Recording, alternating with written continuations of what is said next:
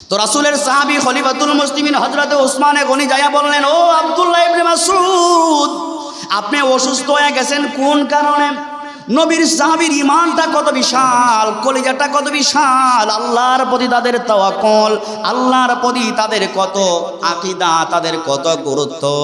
উনি বললেন, ও আমিরুল মুমিনিন, আমি যে অসুস্থ হয়ে গেছি আর কোনো কারণে আমি অসুস্থ হই নাই, আমি যে পাপ করেছি পাপের টেনশনে আমি অসুস্থ হয়ে গেছি। সুবহানাল্লাহ, আমি পাপের কারণে অসুস্থ হয়ে গেছি, এটা উনার ঈমানি কথা। হযরত উসমানে গনি বললেন, ও আব্দুল্লাহ ইবনে মাসউদ, আপনি যে অসুস্থ হয়ে গেছেন, ডাক্তার আমি আনবনি, আপনাকে চিকিৎসা দিয়ে ভালো করবে। নবীর সাহাবী আব্দুল্লাহ ইবনে মাসউদ বললেন, না না, ডাক্তার আনার কোনো প্রয়োজন নাই, কারণ যেই ডাক্তার আমাকে পূর্ণ ভালো করতে পারে ওই মহান রবই তো আমাকে অসুস্থ বানিয়ে দিয়েছে। যিনি আমাকে ভালো করবে তিনি কে? জোরে বলেন, তিনি কে? যিনি আমাকে ভালো করবেন তিনি তো আমাকে অসুস্থ বানাইলেন। যেই কথা বলতে চাই, উসমানে গনি বললেন, ও আল্লাহর নবীর সাহাবী, আপনার যেহেতু পুত্র সন্তান নাই, শুধু মেয়ে সন্তান, এমন আছে না নাই? আরো জোরে কোন আছে না নাই? ছেলে নাই, 2-4 জন মেয়ে আছে, মেয়ে নিয়ে বড় টেনশনে আছে, কেউ তাকে সাহায্য করে না, আছে না নাই? মনে বড় দুঃখ নিয়ে আসে, মনে মনে চলে, উপযুক্ত হয়ে গেছে, মেয়ে কিভাবে বিবাহ দিবে, টাকা পয়সা না থাকলে তো আরো টেনশন। হযরত উসমানে গনি বললেন, আপনার যেহেতু মেয়ে সন্তান আছে, আমি আপনার ইন্তেকালের পরে আপনার সন্তানরা কি খাইবে, এই জন্য আমাকে যদি পারমিশন দেন, বাইতুল মাল থেকে আপনার সন্তানদের জন্য কিছু মাল আমি হাদিয়া পাঠায়া দেই, আপনার ঘরে পাঠায়া দেই। নবীর সাহাবী যেই কথাটা জবাবে বলেছিলেন ইন্তেকালের আগে, হযরতে আব্দুল্লাহ ইবনে মাসউদ বলেছিলেন, ও আমিরুল মুমিনিন উসমানে গনি, আমার ইন্তেকালের পরে আপনার টেনশন করা লাগবে না, চিন্তা করা লাগবে না, কারণ মদিনার কামলিওয়ালা নবী জনাবে নবী মুহাম্মদুর রাসূলুল্লাহ সাল্লাল্লাহু আলাইহি ওয়াসাল্লামের পবিত্র জবান মোবারক থেকে শুনেছি, আল্লাহর নবী বলেছেন, যেই ঘরে প্রতি রাত্রে সূরাতুল ওয়াকিয়া তেলাওয়াত করা হবে ওই ঘরে মহান রব অভাব অনটন দিতে পারে না। রব্বুল আলামিন আমাদেরকে 30 পারা কোরআন দান করেছেন। কি পারা দান করেছেন? 30 পারা কোরআন দান করেছেন। এটা হলো আমাদের সকলের জন্য চূড়ান্ত গাইডলাইন। এখন থেকে যে কথাগুলো বলবো একদম মনোযোগ দিয়ে শুনবেন, কারণ এই কথাগুলো আমরা বারবার বলছি, একটা কারণে বলছি। কোরআন আমাদের প্রত্যেকের ঘরেই আছে, কিন্তু বাস্তবতা হলো সত্য। আমরা কোরআনের কথা শুনি, বারবার শুনি, কিন্তু আমি নিজে কোরআন তেলাওয়াত করতে পারি না, নিজের ভিতরে একটু অনুশোচনাও জাগে না, একটু অনুতপ্ত আমরা হতে পারি না, একটু লজ্জিত হতে পারি না। আরে আমি তো মুসলমান, আমাকে নামাজ পড়তে হবে, আমাকে কবর জিয়ারত করতে হবে, আমাকে হাসরে যেতে হবে, আল্লাহর সামনে আমাকে যেতে হবে, যায়া আল্লাহর সামনে জবাব দিতে হবে। কোরআন সহিশুদ্ধ করে তেলাওয়াত করা এটা তো আল্লাহ ফরজ করে দিয়েছেন। যেই ব্যক্তি সহিশুদ্ধ কোরআন পড়তে পারবে না, মনে মনে ভাববেন না যে আপনার কবরে শাস্তি হবে না, আখিরাতে শাস্তি হবে না, এই কথা ভাবলে ভুল হবে। কোরআন আপনাকে আমাকে সহিশুদ্ধ করে না শেখার কারণে নিঃসন্দেহে কবরেও শাস্তি হবে, আখিরাতেও শাস্তি হবে, এবং হাসরও আমাদের কোরআন সহিশুদ্ধ করে না শেখার কারণে শাস্তি হতে পারে না? জুড়ে বলেন, হতে পারে কি পারে না? হতে পারে। ব্যবসায় যদি লস হয় আফসোসের শেষ নাই, চাকরি যদি চলে যায় আফসোসের শেষ নাই, একটা জিনিস যদি আমাদের লস হয়ে যায় আফসোসের শেষ নাই। কিন্তু দুঃখজনক হলো সত্য, মুসলমানের কলিজায় কোরআন নাই, সহিশুদ্ধ কোরআন আমরা তেলাওয়াত করতে পারি না, কিন্তু আফসোস আমাদের নাই। আফসোস কি আছে আমাদের? আফসোস নাই।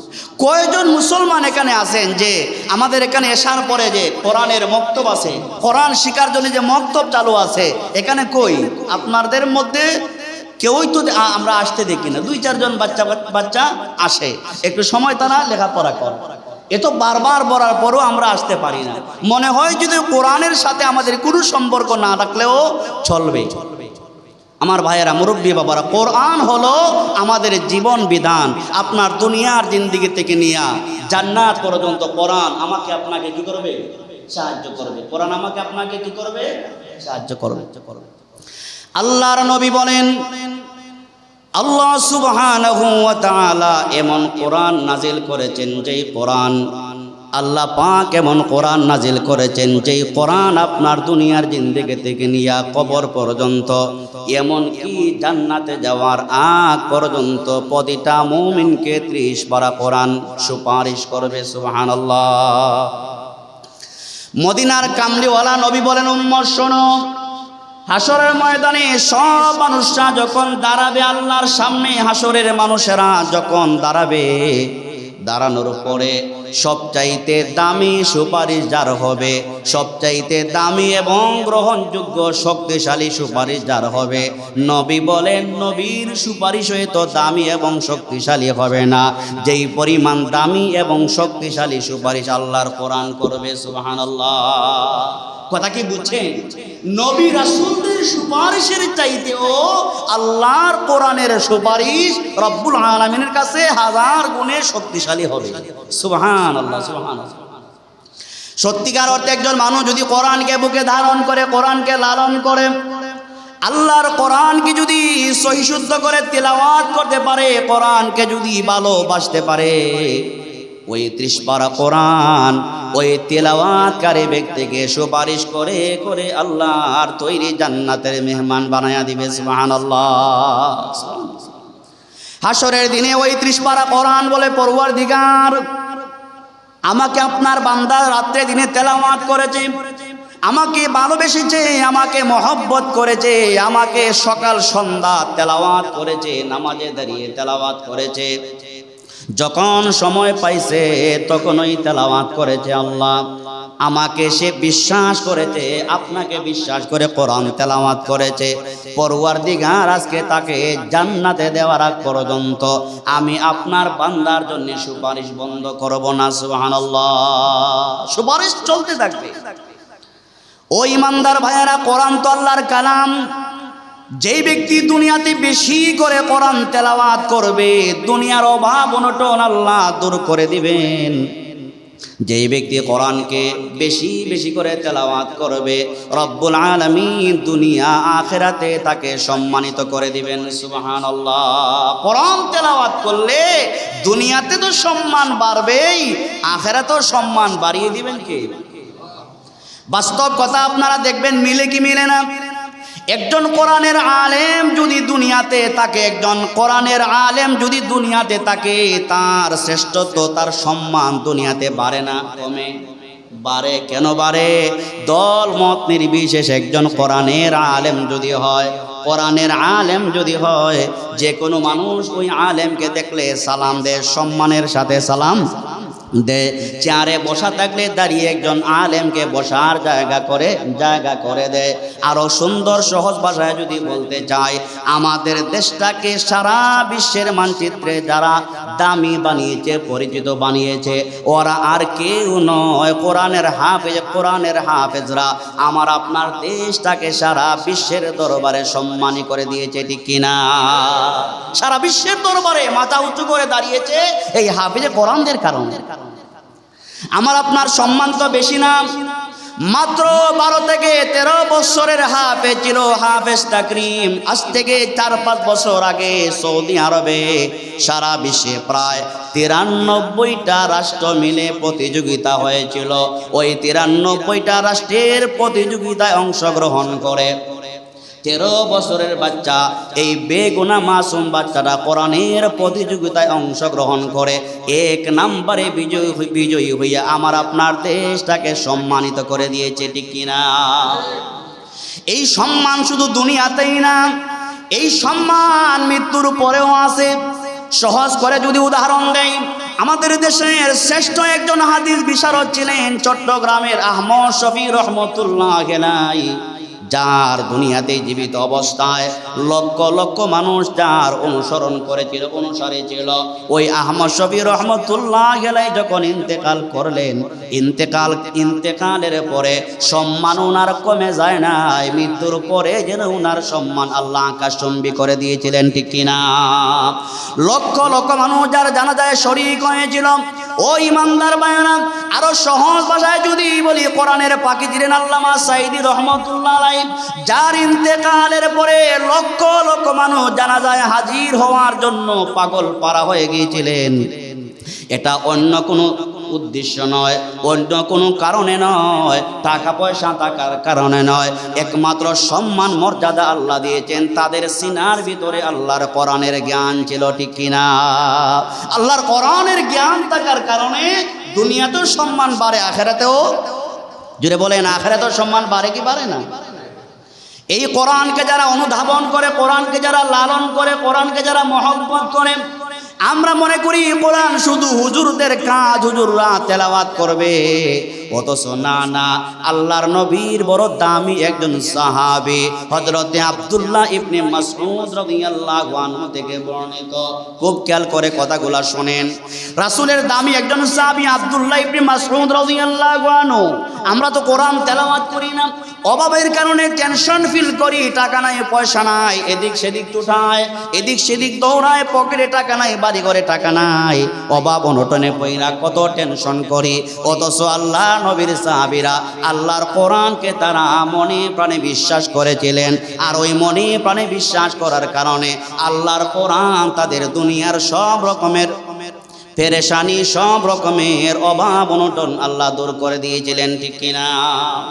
এর মধ্যে একজন সাহাবী হযরত আব্দুল্লাহ ইবনে মাসউদ রাদিয়াল্লাহু আনহু, উনি ইন্তেকালের আগে অসুস্থ হয়ে গেছেন। অসুস্থ হওয়ার পরে তখন কালের এই রাষ্ট্রপ্রধান ছিলেন হযরতে উসমানে গনি রাদিয়াল্লাহু আনহু। উনি যখন শুনলেন রাসূলের বড় সম্মানী একজন সাহাবী আব্দুল্লাহ ইবনে মাসউদ অসুস্থ হয়ে গেছেন, বিন্দু মাত্র দেরি করলেন না, দৌড়ায় গেলেন উনার বাড়িতে, উনার বাসায় গেলেন। বাসায় যায় উনার খোঁজখবর নিলেন। অসুস্থ ব্যক্তির খোঁজখবর নেওয়া আল্লাহর নবীর হাদিসে অনেক ফজিলতের কথা বর্ণনা করা হয়েছে। আল্লাহর নবী বলেন, একজন অসুস্থ মানুষকে সেবা দেওয়ার জন্য যদি কোনো ইমানদার আধা ঘন্টা সময় যদি অসুস্থ ব্যক্তির পাশে তাকে সেবা দিতে পারে, আল্লাহ পাক রব্বুল আলামিন ওই ব্যক্তির জন্য ৭০,০০০ ফেরেশতা পাঠায়া দিবেন, আর ৭০,০০০ ফেরেশতা একটানা ১২ ঘন্টা আপনার জন্য দোয়া করবে। তো রাসূলের সাহাবী খলিফাতুল মুসলিমিন হযরতে উসমানে গনি যায়া বললেন, ও আব্দুল্লাহ ইবনে মাসউদ, আপনি অসুস্থ হয়ে গেছেন কোন কারণে? নবীর সাহাবীর ঈমানটা কত বিশাল, কলিজাটা কত বিশাল, আল্লাহর প্রতি তাদের তাওয়াক্কুল, আল্লাহর প্রতি তাদের কত আকীদা, তাদের কত গুরুত্ব। উনি বললেন, ও আমিরুল মুমিনিন, আমি যে অসুস্থ হয়ে গেছি আর কোনো কারণে আমি অসুস্থ হই নাই, আমি যে পাপ করেছি পাপের টেনশনে আমি অসুস্থ হয়ে গেছি। সুবহানাল্লাহ, আমি পাপের কারণে অসুস্থ হয়ে গেছি, এটা উনার ঈমানি কথা। হযরত উসমানে গনি বললেন, ও আব্দুল্লাহ ইবনে মাসউদ, আপনি যে অসুস্থ হয়ে গেছেন, ডাক্তার আমি আনবনি, আপনাকে চিকিৎসা দিয়ে ভালো করবে। নবীর সাহাবী আব্দুল্লাহ ইবনে মাসউদ বললেন, না না, ডাক্তার আনার কোনো প্রয়োজন নাই, কারণ যেই ডাক্তার আমাকে পূর্ণ ভালো করতে পারে ওই মহান রবই তো আমাকে অসুস্থ বানিয়ে দিয়েছে। যিনি আমাকে ভালো করবে তিনি কে? জোরে বলেন, তিনি কে? যিনি আমাকে ভালো করবেন তিনি তো আমাকে অসুস্থ বানাইলেন। যেই কথা বলতে চাই, উসমানে গনি বললেন, ও আল্লাহর নবীর সাহাবী, আপনার যেহেতু পুত্র সন্তান নাই, শুধু মেয়ে সন্তান, এমন আছে না নাই? আরো জোরে কোন আছে না নাই? ছেলে নাই, ২-৪ জন মেয়ে আছে, মেয়ে নিয়ে বড় টেনশনে আছে, কেউ তাকে সাহায্য করে না, আছে না নাই? মনে বড় দুঃখ নিয়ে আসে, মনে মনে চলে, উপযুক্ত হয়ে গেছে, মেয়ে কিভাবে বিবাহ দিবে, টাকা পয়সা না থাকলে তো আরো টেনশন। হযরত উসমানে গনি বললেন, আপনার যেহেতু মেয়ে সন্তান আছে, আমি আপনার ইন্তেকালের পরে আপনার সন্তানরা কি খাইবে, এই জন্য আমাকে যদি পারমিশন দেন, বাইতুল মাল থেকে আপনার সন্তানদের জন্য কিছু মাল আমি হাদিয়া পাঠায়া দেই, আপনার ঘরে পাঠায়া দেই। নবীর সাহাবী যেই কথাটা জবাবে বলেছিলেন ইন্তেকালের আগে, হযরতে আব্দুল্লাহ ইবনে মাসউদ বলেছিলেন, ও আমিরুল মুমিনিন উসমান গনি, আমার ইন্তেকালের পরে আপনার টেনশন করা লাগবে না, চিন্তা করা লাগবে না, কারণ মদিনার কামলিওয়ালা নবী জনাবে নবী মুহাম্মদুর রাসূলুল্লাহ সাল্লাল্লাহু আলাইহি ওয়াসাল্লামের পবিত্র জবান মোবারক থেকে শুনেছি আল্লাহর নবী বলেছেন, যেই ঘরে প্রতি রাত্রে সূরাতুল ওয়াকিয়া তেলাওয়াত করা হবে ওই ঘরে মহান রব অভাব অনটন দিতে পারে না। তোমরা মুসলিমিন আপনি শুনেন, আমি আমার কলিজার টুকরা সন্তানদেরকে সহি শুদ্ধ কোরআন শিক্ষা দিতে পেরেছি, আর আমার সন্তানরা কলিজার টুকরা মেয়েরা প্রতিনিয়ত প্রতি রাত্রে আল্লাহর কোরআন থেকে সূরাতুল ওয়াকিয়া তেলাওয়াত করে। আল্লাহর কসম আমার সন্তানরা আমার ঘরে সূরাতুল ওয়াকিয়া তেলাওয়াত করার কারণে রব্বুল আলামিন আমার সন্তানদেরকে আমাকে কোনো প্রকার অভাব দিয়ে আল্লাহ কষ্ট দেন নাই। তাহলে আমার ভাইয়েরা, মুরব্বী বাবারা, নবীর সাহাবী কোরআন তিলাওয়াতের মাধ্যমে ঘরের ভিতরে যদি শান্তি আনতে পারে, আমি আপনি যদি আল্লাহর কোরআন তেলাওয়াত করে, ওই রব আমার আপনার ঘরে শান্তি দেওয়ার মতো ক্ষমতা আল্লাহর আছে না নাই? আছে না না? আল্লাহর কোরআনের এত পাওয়ার, আল্লাহর কোরআনের এত দাম, আল্লাহর কোরআনের সাথে যারা সম্পর্ক করে তাদের সম্মান বাড়ে না কমে? মহব্বতে কোন তাদের সম্মান বাড়ে না কমে? তাদের সম্মান যে বাড়ে, দুনিয়াতেও বাড়ে, জিন্দা থাকতেও বাড়ে, মরার পরেও বাড়ে। মরার পরে যে বাড়ে, সংক্ষেপে একটা ঘটনা বলি। আল্লাহ নবী সাহাবায়ে কেরামদেরকে নিয়ে তাবুকের ময়দানে গেলেন, যুদ্ধ করবেন। তাবুকের ময়দানে যাওয়ার পরে রাত্রিবেলায় অবস্থান করলেন। ফজরে নামাজের পরে সূর্যটা অনেক গরম হয়ে উঠলো, লাল হয়ে উঠলো। সাহাবীরা জিজ্ঞেস করলেন, ইয়া রাসূলুল্লাহ, সূর্য এত গরম কেন, পাওয়ার কেন? নবী তো কারো মন গড়া কোনো কথা বলে না। জিবরিল আমিন বলে দিলেন, ইয়া রাসূলুল্লাহ, ইয়া হাবিবাল্লাহ, আজকের সূর্যের পাওয়ার এত বেশি হওয়ার একটা কারণ হলো মদিনাতুল মুনাওয়ারায় আপনার একজন সাহাবী মুআবিয়া নামক একজন সাহাবী ইন্তেকাল হয়েছে। ওই সাহাবীর ইন্তেকাল হওয়ার কারণে সাহাবীর জানাজার নামাজের প্রতি কাতারে কাতারে আল্লাহ পাক ৭০,০০০ করে ফেরেশতা পাঠাইয়া দিয়েছে। আল্লাহ নবী তো অবাক হয়ে গেলেন, কি ব্যাপার, আমার মুআবিয়া নামক সাহাবীর এত সম্মান হইল নাকি, কেমনে হইল? ও জিবরিল, তুমি চলে যাইও না, আমার সাহাবীর এত সম্মান কেমনে হইল আমাকে বলে যাও।